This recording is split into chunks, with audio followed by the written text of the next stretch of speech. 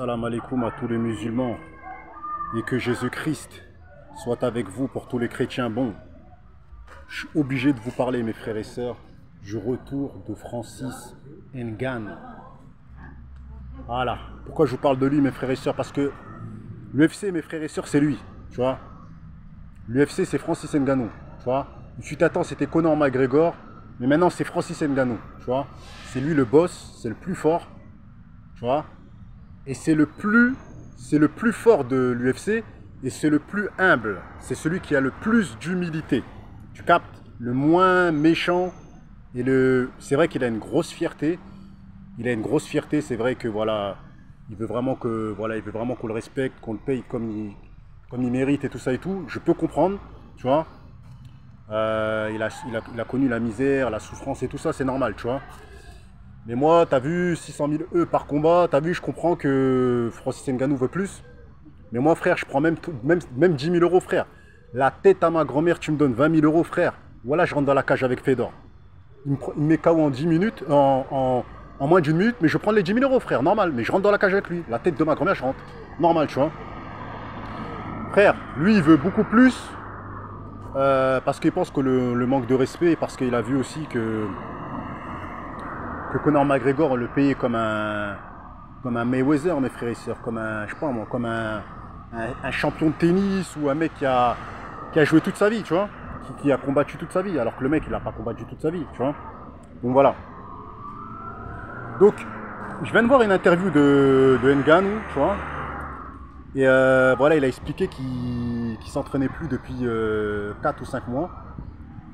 Enfin, depuis le combat en fait, il s'entraînait plus, tout ça et tout.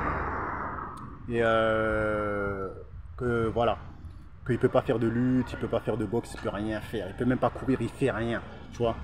Et c'est pour ça qu'il avait pris du poids et tout ça et tout. Donc moi je vais vous dire ce que je pense déjà de l'état d'esprit de Ngannou, tu vois. Déjà l'état d'esprit de Ngannou, mes frères et sœurs, c'est un état d'esprit de malade mental, frère. Parce que je vois que Cyril Gane, il continue à parler de Ngannou. Oui, j'aurais pu le niquer, j'avais défendu les takedowns en année, mais les vrais savent, tu vois, moi, à chaque fois que je regarde le combat, et que je regarde les anciens combats d'Ngannou, on sentait que le combat de Ngannou contre Cyril Gane, on sentait qu'il n'était pas bien. Je sais pas, j'ai senti que, tu vois, il mettait pas de droite, il mettait pas de coup, il se retenait, il le mettait juste au sol, tu vois, on dirait il a lutté contre lui, tu vois, on dirait il a fait de la lutte, c'était pas un combat, hein, les gars, il a même pas frappé, frère. Il a juste utilisé sa lutte, il a bouffé. Imaginez-vous si Ngannou il faisait du grand and pound, comme il fait Khabib. Il aurait tué Gane, frère, en étant blessé. Et je comprends pas pourquoi Gane il continue à parler, comme si il défonçait Ngannou, comme si non, frère, il t'a lavé, frère. En plus, il t'a lavé en étant blessé, frère, tu vois. C'est pas il t'a lavé en étant bien, il t'a lavé en étant mal, tu vois. Et ça, les gens ne le disent pas, tu vois. Oui, il a failli gagner, toute la France, tous les Français, tous les fans de Gane, comme ils ont vu que Ngannou c'est un Camerounais, tu vois. Eh ben ils disent oui, il a failli gagner. Vous êtes des oufs, les gars. Le mec était mal, frère. Le mec avait les ligaments explosés, frère. Harcèlement de l'UFC, frère. L'UFC l'ont harcelé, frère. Ils lui ont dit t'as pas le droit de mettre des genouillères pour ton combat. Les genouillères, c'est ce qui l'aidait à maintenir ses genoux, frère, tu vois. Frère, ils ont failli lui interdire ça. En fait, ils l'ont fait un travail psychologique. Ngannou, mes frères et sœurs, c'est un guerrier, tu vois. Et pour moi, c'est le fucking boss, tu vois. Gane, je vous dis la vérité, hein.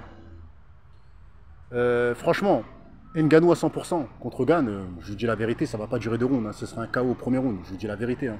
Vu ce qui s'est passé. Ce sera un KO technique au premier round, la tête de ma mère. Donc voilà. Donc, et ce que j'ai aimé chez Francis Ngannou, c'est quoi? Je vous dis la vérité, hein.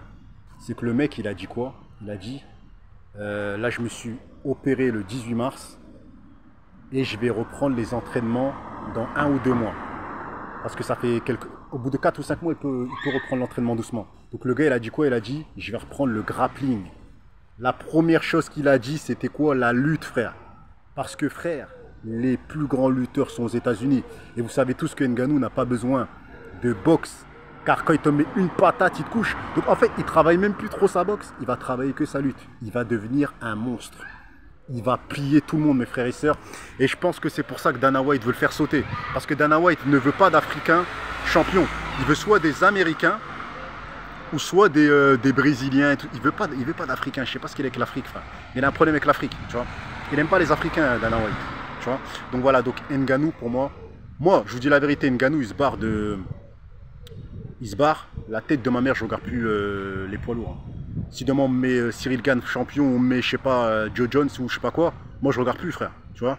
Moi je préfère voir un mec comme Ngannou qui sort de la misère, qui a lutté pour s'entraîner gratuitement et qui est devenu un multimillionnaire avec sa rage et sa force, que de regarder des petits bourgeois, des mecs qui ont eu des allocations sociales ou qui ont vécu une vie à la normale, frère. Lui, il a une vie qui n'est pas normale, c'est un SDF à la base.